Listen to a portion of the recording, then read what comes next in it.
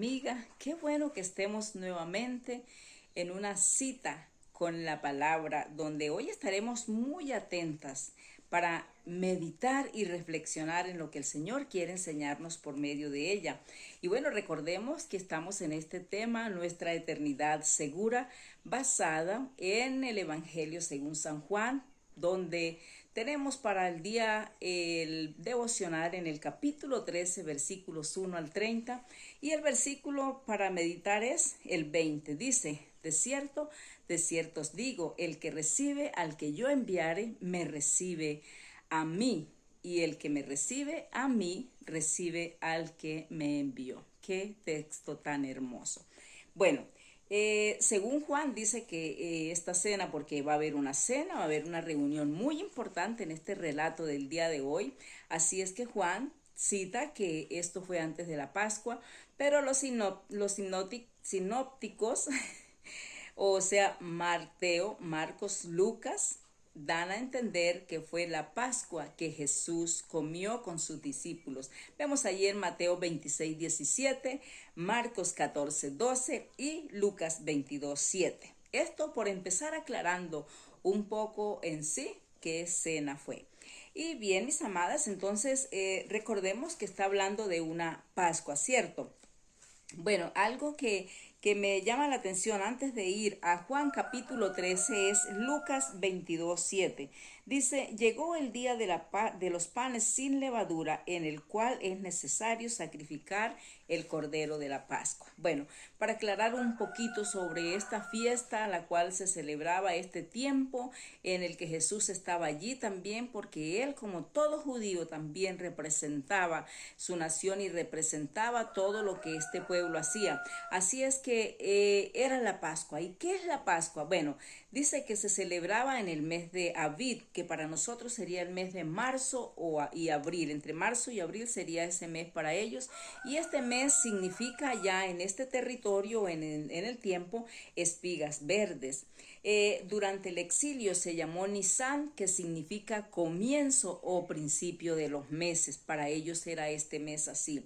Así se debían marcar en sus calendarios el principio de Israel como pueblo de Jehová, o sea, cuando inició como pueblo de Jehová.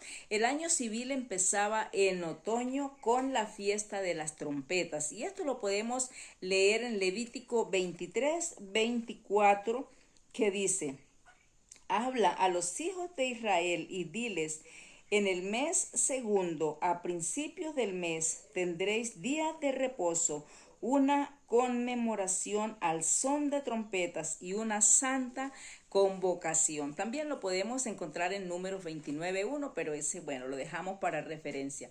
Así es que el año religioso o espiritual debía empezar con el mes de la Pascua, o sea, Abib para ellos. El primer mes de la nueva vida de Israel como pueblo redimido. Allí era donde iniciaba el pueblo después de haber salido de la esclavitud, cuando Dios los sacó de aquel Egipto.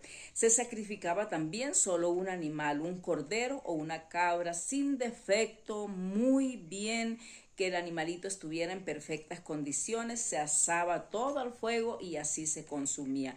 La sangre dice que la rociaba en las puertas donde la pudiera ver el ángel que iba a pasar hiriendo aquel día. Acuérdense que era cuando la muerte de los primogénitos por la rebelión de aquel hombre que gobernaba a Egipto, y por aquella esclavitud también lo que ellos tenían que sufrir por esto. Las personas que participaban de esa cena quedaban unidas, y todos los que participaban de todo este proceso, los que estuvieron allí, entonces quedaban unidos al Señor en gratitud por proveerles aquella provisión de comida, por darles esa provisión, perdón. Los panes sin levadura era un memorial. Con la prisa que tuvieron que salir porque tenían rápido, así que no tuvieron tiempo de buscar levadura para hacer sus panes, sino que era sin eso. Pero también un símbolo de la purificación y libertad de la levadura del mundo. También ellos consumían unas hierbas amargas en esa cena que se llamaba la misná. Eso dice que contenía lechuga, endivia, achicoria, raíces secas, pimienta y diente de león. Fue lo que conseguí por allí, ¿cierto? Dice que significaba la amargura de la vida experimentada en Egipto por Israel, y tenía que quedar vencida por el dulce o el delicioso sabor de la carne del cordero. Imagínense esos corderos asados, qué delicia. Esa era una cena muy deliciosa, así que esta carne tapaba o quitaba ese sabor amargo de aquel sufrimiento que ellos habían tenido que pasar. Apresuradamente la hacían. Esta cena, esto lo hicieron ellos apresuradamente, mezclando la prisa con la alarma, ceñidos los lomos, se dicen, o sea, sus vestidos no podían ir inseguros. Todos estos mantos que ellos, los hombres sobre todo, llevaban, tenían que estar bien asegurados para que no impidieran la marcha, la salida de aquel Egipto. La Pascua de Jehová fue señalada por él y para él, guardada solamente para él. Él saltaría en su juicio a quienes dieran evidencia de su fe, aquellos que se refugiaron bajo la sangre. Qué relación tan bonita, ¿cierto? Para donde vamos a ir nosotros, para Jesucristo. Dice que los dioses egipcios tendrían que ser puestos en evidencia también, porque iban a ser azotados también para demostrar realmente que no eran dioses verdaderos, eran falsos. Los panes sin levadura simbolizaban una nueva vida limpia de la naturaleza pecaminosa. Los israelitas debían echar a un lado la levadura de la naturaleza egipcia y de la malicia e iniquidad, comiendo un pan puro y santo, reuniéndose para la adoración a Dios, para una comunión con el Padre, con el Rey, con el único Salvador y Redentor de sus vidas, quien los había liberado. Bueno, esto era para un inicio de entender entonces qué era lo que Jesús estaba a punto de hacer. Dice que en la Pascua los israelitas armonizaron su comunión con Jehová y celebraron el comienzo de su pasión divina en la fiesta de los panes sin levadura. Bueno, entonces mirando allí en Lucas 12 vemos que Jesús hace una antesala. Él invita a sus amigos, quería estar en un lugar secreto, en un lugar muy privado, porque lo que se iba a ver allí, lo que iba a suceder allí, iba a trascender por siempre. Eran unas lecciones de vida que estos hombres necesitaban saber, y el maestro propiamente era quien iba a estar al pie de esto que estaba a punto de suceder. Dice que envió a Pedro y a Juan a un lugar, según Lucas 22, 7 al 18, para que lo leamos después con más calmita.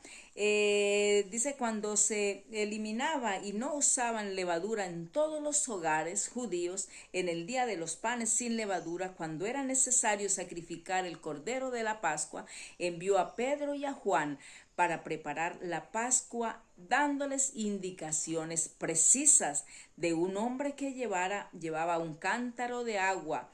A él le preguntarían, el cual los llevaría a un aposento alto ya dispuesto para preparar allí. Y ellos así lo hicieron, fueron a aquel lugar. Al parecer ya Jesús había arreglado todo esto, había hecho arreglos con aquel hombre, porque vemos que un hombre no era usual que llevara un cántaro de agua. Parece que esa fue la señal que Jesús dejó con el hombre para que estos discípulos llegaran directamente a aquel lugar, porque de cargar agua era exclusivo de mujeres y de esclavos o de personas especiales para esto. Entonces vemos que ya él había posiblemente arreglado esto. Su propósito era tener una reunión muy importante con sus discípulos. No quería que nadie lo supiese. Ustedes se imaginan de donde hubieran visto la gente que Jesús iba con sus discípulos para algún lugar, pues de una vez no lo hubieran dejado porque siempre la gente lo seguía. Jesús tampoco quería que lo arrestaran antes de tiempo porque aún no había llegado su hora. Y me llama mucho la atención el versículo 15 de Lucas 22, dice, dice, y les dijo, cuánto he deseado comer con vosotros esta Pascua antes que padezca. Esta cena se debía entender prácticamente a la luz de su muerte, de la muerte del Señor Jesucristo. Además les dice, porque no la comeré más hasta que se cumpla en el reino de Dios. Profecía para ellos, para el Señor Jesucristo, hacerla para nosotras también estar en ese momento tan especial. Además, dice hasta que se cumpla en el reino de Dios. El reino de Dios y la Pascua están en una línea de relación.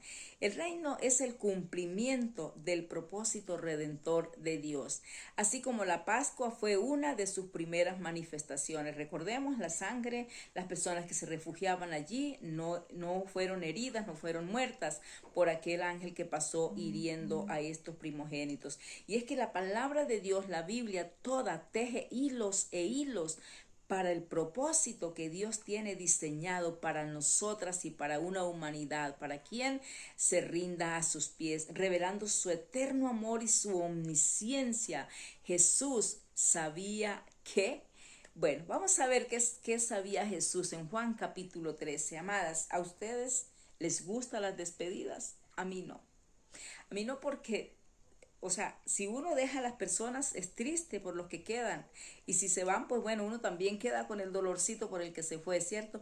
Bueno, en este relato de hoy hay unos invitados, hay una cena, hay un momento muy especial, pero solamente el anfitrión o quien invitó, que en este caso es el Señor Jesucristo, es el que sabe que esto va a ser una despedida.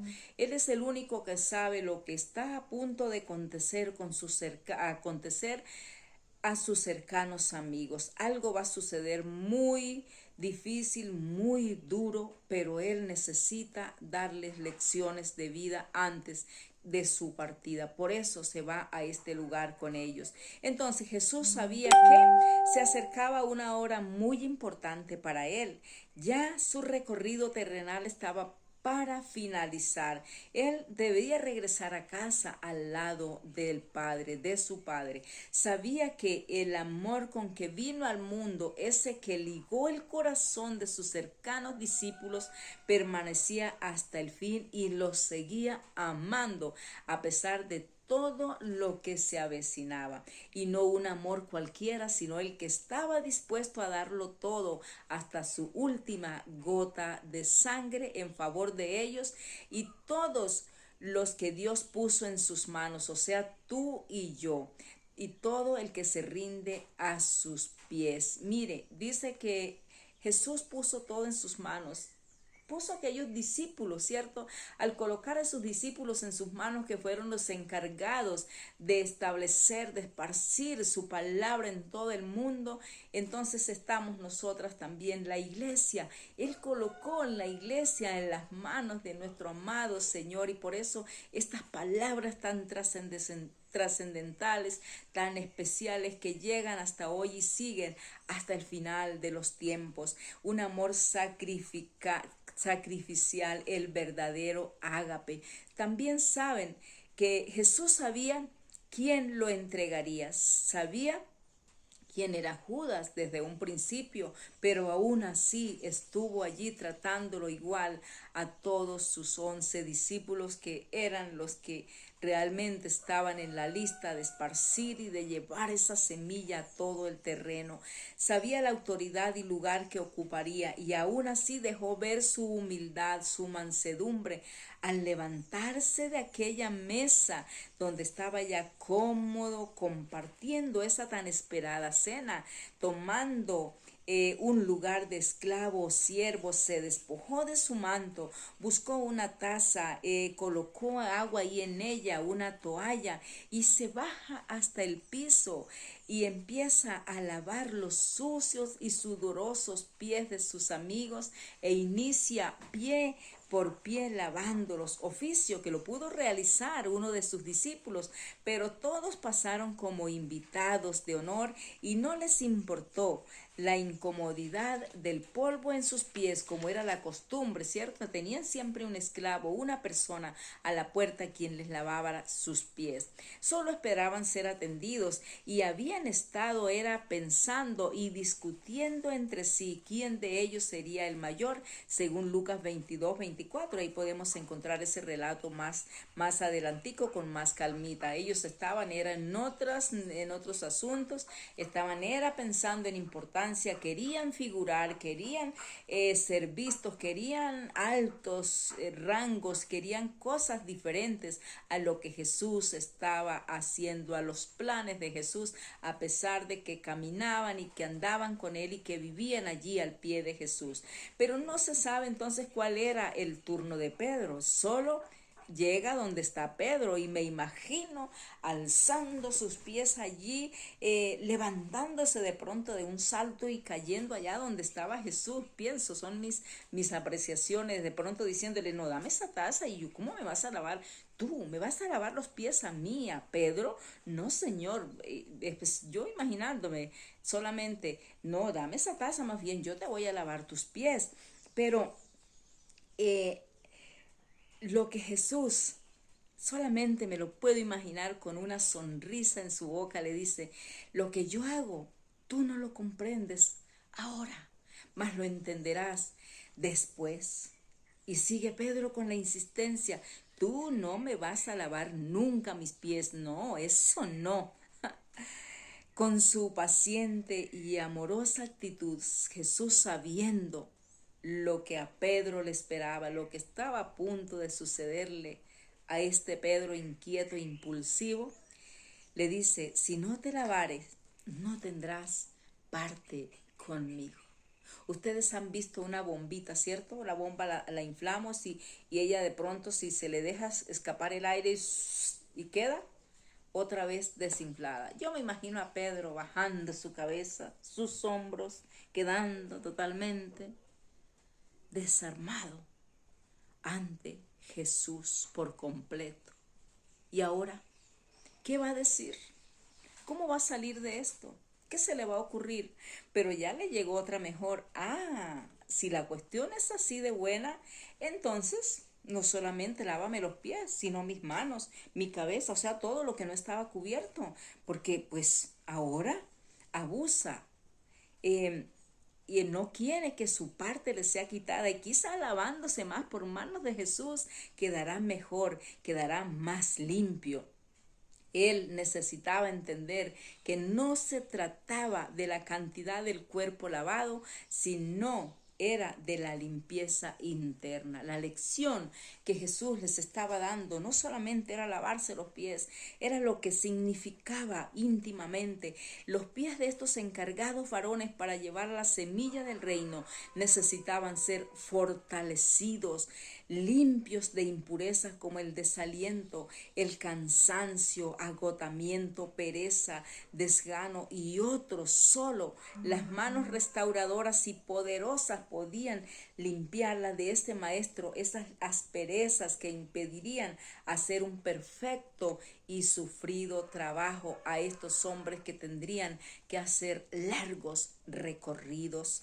Me imagino que mientras él tomaba sus pies allí, iba bendiciéndolos, orando por cada uno de ellos, ya que también más tardecito saldrían corriendo, abandonándolos, y sus pies los irían a llevar quién sabe a dónde, abandonándolo en el momento más crucial, más terrible, más temeroso, cuando más los necesitaba allí. Y con ese mismo carácter de siervo manso y amoroso, sin quejarse ni deseos de venganza, llega el turno de Judas, a quien brindó el mismo servicio, amadas hermanas. Oh, maravilloso amor y entrega de nuestro Salvador. Jesús sigue hablando a Pedro, pero igual a todos. El que está lavado solo necesita lavarse los pies, y vosotros estáis limpios, aunque no todos. Hablando de Judas, y no limpios de impurezas físicas, sino de la regeneración, o sea, limpios en esa regeneración, en ese renacimiento, como dice Tito 3:5, dice, pero cuando se manifestó la bondad de Dios, nuestro Salvador, y su amor para con los hombres, nos salvó, no por obras de justicia que nosotros hubiéramos hecho, sino por su misericordia, por el lavamiento y la regeneración y por la renovación en el Espíritu Santo. Qué hermoso, qué momento tan especial el que el Señor Jesucristo muestra y marca partiendo esta historia que está a punto mejor de partirse. Bueno, entonces Jesús, hecho todo esto, les dice, ¿sabéis lo que he hecho? Jesús, con el lavar los pies de estos varones y su explicación cuando habla con Pedro, que a la vez puedo entender que fue propósito de Jesús que Pedro actuara así, para abrir puerta o romper el hielo y aclarar esa purificación, o sea, en el área divina. Él les aclaró todo esto con el servicio, con lo que habló con Pedro, les aclaró todo, la parte, les aclaró, bueno, lo que ellos podían entender en el área divina. Ahora es necesario que les ayude con el mismo acto, la parte humana. Dice lo que con ellos, o sea, lo que con ellos debía quedar también. O sea, si el Hijo de Dios, su maestro, su consejero, el grande, el que a quien ellos veían hacer tantas cosas, hizo esta muestra de servicio y amor, así les era muy necesario servirse unos a otros. Estaban a punto de presenciar cosas o hechos bastante difíciles de comprender. Quedarían sin su amigo, su ayuda, el que llegó en medio de la tormenta, el que hizo grandes milagros, por quien dejaron su trabajo, sus redes, sus barcas y muchas cosas más. Se acerca su hora. Tal vez le faltan minutos para ir en lugar del Cordero a aquella cruenta o cruel cruz. Así es que esa humildad de Jesús mostrada, postrándose en servicio hacia sus sucios pies, donde no tuvo en cuenta su esencia como hijo de Dios para lavar y secar los pies de ellos, a estos hombres debían entender que tenían que olvidarse de ese estatus o deseos de querer ser grandes para servirse unos a otros y no con un amor cualquiera, sino con el amor con el que el Hijo de Dios, con el que Jesucristo se los había expresado a ellos. Versículo 18 dice, no hablo de todos vosotros, yo sé a quién he elegido, mas para que se cumpla la escritura, el que come pan conmigo levantó contra mí su calcañar. Él no estaba engañado por Judas en ninguna manera, él sabía todo desde el principio, conocía su corazón, sus pensamientos. Es más, en el Salmo 41:9 ya estaba profetizado, pero igual el omnisciente lo sabía todo y así siguió y así lo tuvo allí con su grupo íntimo también. Si los discípulos tenían dudas si Jesús conocía a Judas, con estas palabras y hechos se cerraba esa puerta, ese paso. Ellos quedaban totalmente convencidos de que Jesús también conocía a Judas y que sabía todo. En ese momento para ellos se abre una cortinita, se les cae una escamita de sus ojos y se dan cuenta de algo nuevo. Ahora su fe en su amado Señor se fortalece aún más. Y viene el versículo 20, que es nuestro versículo devocional. Dice, de cierto os digo, el que recibe al que yo enviare, me recibe a mí. Y el que me recibe a mí, recibe al que me envió. Qué cadena tan bonita, ¿cierto? Él viene enviado por el Padre, pero él viene a enviar a otros, estos otros vienen y dejan el legado y pasamos nosotras y esto va pasando de generación a generación. Judas ya no representaba a Cristo en la tierra. Los 11 sí seguían extendiendo el legado con la autoridad y ejemplo de Cristo. Así es que quienes recibieran a ellos, recibieran su mensaje, era prácticamente recibir al mismo Cristo, o era recibir al mismo Cristo como lo dice el versículo. Y este principio lo aclaró Jesús en su relación con el Padre. Bueno, así es que entonces, después de todo esto llega el momento crucial, es cuando ya Jesús claramente les dice, uno de vosotros me va a traicionar, y entra en ellos una duda, una incertidumbre, pues al parecer Judas no había hecho abiertamente algo como para dudar de él. Por lo tanto, ¿quién sería? Y por supuesto, el inquieto Pedro no podía quedarse sin averiguarlo, no podía quedarse con la duda y busca la forma. Parece que estaba al otro lado de Jesús, así es que le hace señas a Juan, que estaba allí recostadito al pecho de Jesús, para que lo averiguara. Pregúntale a ver quién es. Entonces, obviamente, Juan lo hace. Jesús, en respuesta a Juan, identifica al hombre, y aún todavía no por el nombre, sino con una señal: es a quien yo dé el pan mojado. Como garantía de gran afecto y amistad, se lo dio a Judas. Miren, pensaba en esto: si Jesús les declara todo a estos discípulos en ese momento, imagínense ustedes si aquel discípulo llega y coge, le corta la oreja a uno de aquellos. Otros dijeron, ¿por qué no pedimos una legión de ángeles? Y bueno, pidiendo cosas terrenales. Si ustedes se imaginan que hubiese sucedido con Judas en ese momento, yo solamente me imaginaba el cuchillito de partir el pan hubiese pasado por el cuello de Judas. A lo mejor Pedro, el impulsivo, se hubiese levantado a atacar a Judas o a colocarle el pie en el cuello si Jesús les hubiese descubierto. Pero la sabiduría de Dios, lo que nos enseña en todo lo que Cristo hizo, esa sabiduría de lo alto, esa que es pura, que es amable, que es benigna, que es pacífica, esa que no fomenta discordias, que no fomenta peleas, que evitó realmente una situación difícil con estos hombres al no declararles abiertamente que era lo que Judas iba a hacer. En ese momento fue descubierto Judas, y esto lo hizo enojarse mucho, y desde ese instante entonces Satanás lo tomó totalmente. Jesús le dice, lo que vas a hacer, hazlo pronto. Ya cualquier esfuerzo para prevenirlo era, y ya no había nada que hacer, era tarde ya para Judas. Versículo, aunque para Jesús no hubiese sido imposible, pero así estaba escrito, y este hombre vivió siempre allí camufladito en su mundo. Y es tan interesante, ¿cierto? Uno cuando siente que alguien lo está traicionando, ¿qué hace uno? Pues uno se adelanta, o uno va primero a ver, a descubrir y hacer de pronto en nuestra naturaleza las cosas a nuestra manera. Jesús no, Jesús lo sabía y lo tuvo allí, fue paciente todo el tiempo, como la paciencia que nos muestra a cada uno de nosotros, que cada momento estamos chocando en nuestro mundo y en nuestra desobediencia y rebelión, pero Él nos sigue amando y nos sigue teniendo y nos sigue exhortando con su palabra y amándonos, abrazándonos con su gran amor. El versículo 28, ninguno entendió y pensaron que esto había sido para enviar a Judas a comprar algo necesario para la cena o dar algo a los pobres.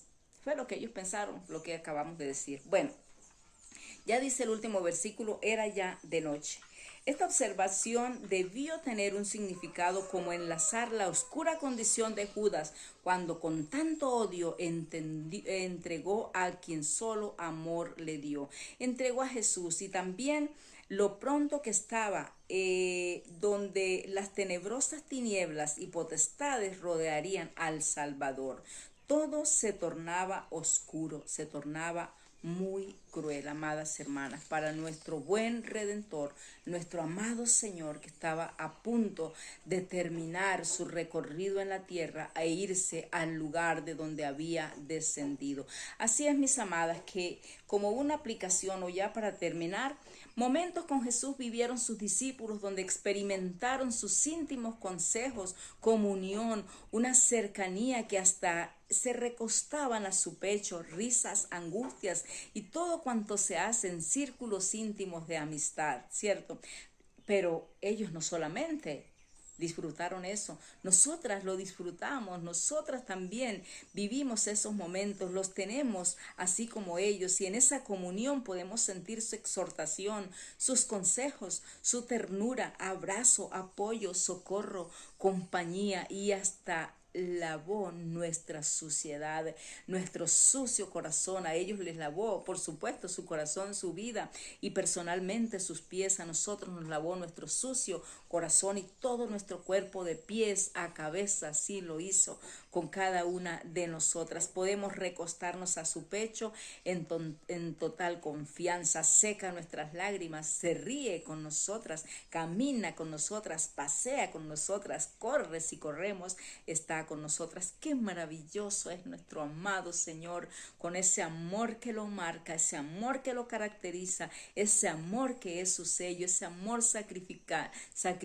ese amor filial, ese amor ágape, perdón, que es con el que ama Él y con el que quiere que nosotros también amemos. Bueno, pues estando en su territorio celestial, cuando Él se baja de la mesa ahí con los discípulos a lavarse sus pies, nos lleva también a pensar que Él, estando en su territorio celestial, en la mesa impecable con el pan de vida y el vino sagrado, perfecto, con su Padre, igual se despojó de su manto santo y vino a lo más bajo, naciendo entre animales, malos olores. No fue cubierto con la ropa más fina ni de marca. Vivió entre palos y herramientas de carpintería. Caminó las polvorientas calles, se cansó, fue tentado en todo, pero sin pecado. Lloró, tuvo sed, fue menospreciado, criticado, cuestionado y sentenciado a muerte. Reemplazó al Cordero Pascual, pero lo hizo perfectamente una vez para siempre, y no para tapar el pecado por un corto tiempo, sino lo borró por siempre. Lo llevó a lo profundo de la mar, sufrió en su cuerpo lo que tú y yo teníamos que sufrir, ese dolor cruento, esa cruz, esos latigazos y todo cuanto sufrió por amor a ti, por amor a mí, mi amada hermana y amiga. Oh excelso Redentor, cuánto amor para nosotras. Así es que, amada hermana, sigue firme, sigue practicando, multipliquemos ese amor, sumémosles más cada día, amemos a nuestro Redentor, amemos al que tenemos a nuestro lado, contémosle las maravillas de nuestro Redentor y sirvámonos unos a otros como Él sirvió y como el ejemplo que dejó a sus discípulos. Y para ti, amiga, sí que estás conectada a tu programa Nutridas de su Palabra, te invito también para que recuerdes que ese amor está dispuesto para ti, que sus brazos te esperan abiertos para que llegues rendida a sus pies y también lave tu corazón, lave de pies a cabeza todo tu cuerpo y le pertenezca solo a Él. Y como les dijo a los discípulos, cuánto he anhelado comer esta cena con vosotros antes que padezca, porque lo volveré a hacer hasta aquel día que nosotros estamos esperando, y tú también puedes entrar en esa lista de espera, el momento glorioso cuando seremos servidas por nuestro gran Redentor y disfrutaremos esa deliciosa cena. Mis amadas, bendiciones, y esto era lo que tenía para compartir con ustedes.